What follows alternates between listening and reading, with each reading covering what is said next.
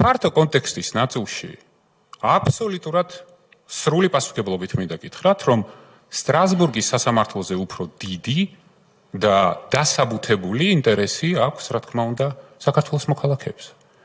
ისინი იმსახურებენ 20 ივნისთან დაკავშირებით ფართო კონტექსტის შესახებ უფრო მეტი ცოდნის ინფორმაციის არსებობას და წვდომას იმისთვის, რომ შესაბამისი დასკვნები გააკეთონ.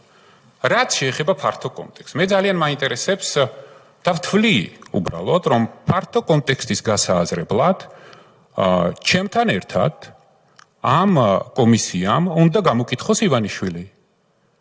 ფართო კონტექსტის გასააზრებლად ჩემთან ერთად ამ კომისიამ უნდა გამოკითხოს გავრილოვის ჩამომყვანი, მისი მასპინძელი, ადამიანი, რომელმაც აიღო ყველა სახის გარანტია და პასუხისმგებლობა თავის თავზე, რომ გავრილოვის ჩამოყვანის შედეგად შექმნილი რისკები არ იქნებოდა დამაზიანებელი და იქნებოდა მართვადი და ამის შემდგომ დაჯდა და გაიპარა.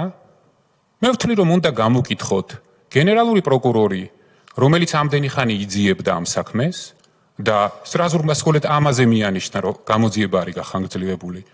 მე ვთვლი, რომ უნდა გამოკითხოთ აუცილებლად სუსის ხელმძღვანელი, რომელსაც წინასწარ უნდა გადაეზღვია ეს რისკები, რაც მისი პირდაპირი ვალდებულებაა და ინფორმაცია მიეწოდებინა სხვადასხვა უწყებებისთვის. მე არ ვიცი თქვენ ამას გააკეთებთ თუ არა, მაგრამ თქვენ თუ ამას არ გააკეთებთ, მაშინ ეს კომისია იქნება ნახევარი სიმართლის კომისია, შესაბამისად ტყუილი სიმართლე.